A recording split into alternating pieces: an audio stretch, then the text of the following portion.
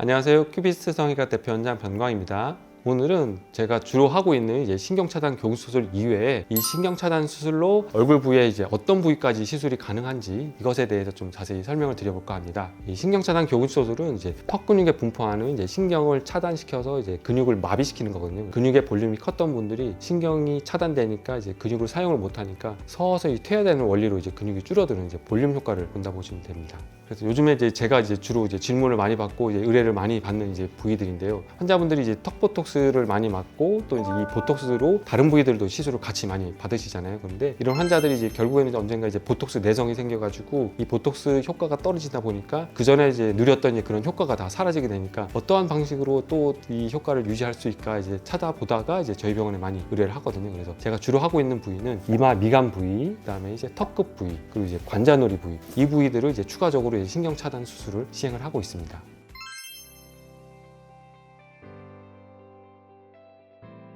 이마 부위 같은 경우는 이마 미간에 주름이 많은 부위, 인상을 많이 쓰고 그런 분들이 당연히 나이가 들면서 주름이 잡힐 수밖에 없거든요. 그래서 그런 경우에 보톡스를 맞다가 효과가 없으니까 이 주름 해결 자체가 안 되고 또 너무나 인상 쓰다 보면 본인도 눈이 무겁거나 그런 경우들이 많거든요. 그래서 이런 환자들이 이마 미간 부위에 주름을 피려고 많이들 보시게 되고, 턱끝 같은 경우는 흔히들 보통 일반적으로는 그렇지 않지만 턱끝 근육을 많이 쓰는 분들이 있어요. 그래서 말하거나 움직일 때 호두 껍질처럼 보인다 해가지고 호두 보톡스 이런 얘기도 많이 하는데, 이 부위에 쪼글쪼글한 현상, 특히 만약에 서양 남자 같은 경우는 이 근육이 많이 발달한 분들 같은 경우 가운데가 갈라지는 이런 현상도 보이거든요. 그래서 그런 경우에 좀 매끈하게 하기 위해서 턱 끝에 보톡스를 맞은 주름을 피려는 목적으로 신경 차단을 시행을 하고 있고, 관자놀이 같은 경우는 턱 근육을 많이 맞다 보면 보상적으로 커지는 경우도 가끔 있긴 한데, 보통 저작 활동을 많이 좋아하는 분들 같은 경우에 관자 근육이 커지는 분들이 또 있거든요. 그래서 그런 분들 같은 경우에 관자 근육을 좀 줄이기 위해서 이 신경 차단 수술을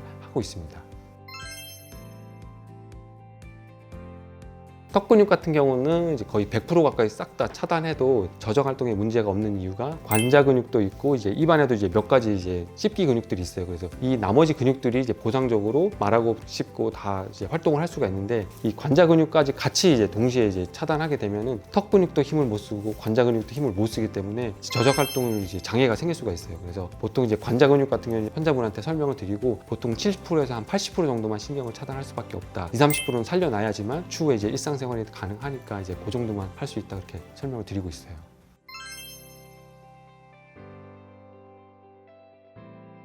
요즘에는 안면윤곽 수술 후에 운동신경의 오류 현상으로 인해 가지고 보통 눈을 깜빡이는데 입 주위가 떨린다든지, 아니면 아래쪽 악광대 쪽이 떨리고, 또는 콧구멍이 벌렁벌렁하고, 아니면 저작 근육을 움직일 때 입 주위 근육이 갑자기 파르르 떨리는 느낌, 아니면 입을 움직이는데 다른 부위들이 같이 움직이는 이런 운동신경이 교란 현상들이 생긴 분들이 많이 찾아오고 계시거든요. 그래서 흔히 딱 쳐다봤을 때 틱 장애처럼 눈을 깜빡이는데, 아니면 다른 운동을 하는데 전혀 본인의 의지와는 상관없이 불수의적으로 저절로 움직이는 안면 근육들이 생기는 경우가 가끔 생겨요. 그러면은 이런 환자 같은 경우는 본인이 남들과 대화를 할 때 그거에 대해서 되게 좀 부끄러워하고 수치심을 가질 수밖에 없거든요. 그래서 이런 경우에는 어쩔 수 없이 그 부위에 추후에 본인의 의지로 움직이려고 해도 못 움직이겠지만, 그 부분을 신경을 차단해서, 예를 들어 다른 사람과 대화할 때 의도치 않게 눈 주위라든지 입술 주위가 저절로 경련이 생기는 건데요. 이런 부위에 근육의 신경을 차단하게 되면은 환자분이 얻게 되는 효과가 훨씬 더 크기 때문에, 자의적으로는 잘 못 움직이겠지만 불수의적으로 움직이는 이런 신경을 차단함으로써 훨씬 더 얻는 이득이 크다고 설명을 드릴 수 있습니다.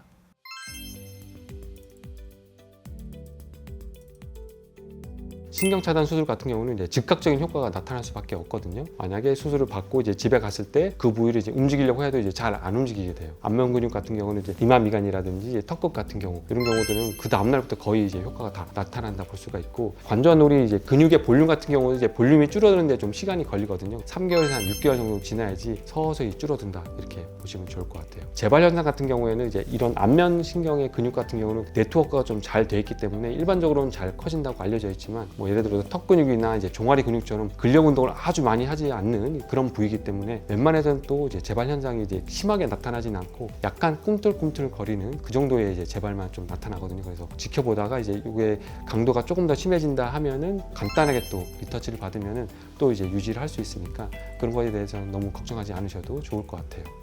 이 신경차단 수술을 이제 턱 근육에만 할 수 있는 게 아니라 얼굴 다른 부위에도 충분히 이제 적용 가는 부위들이 있으니까 보톡스 내성이 생겼거나 이제 보톡스보다 더 오래도록 유지하고 싶은 분들은 내원해 주시면은 제가 자세히 설명을 드릴 수 있을 것 같습니다. 이상 큐비스 성형외과 대표원장 변광이었습니다.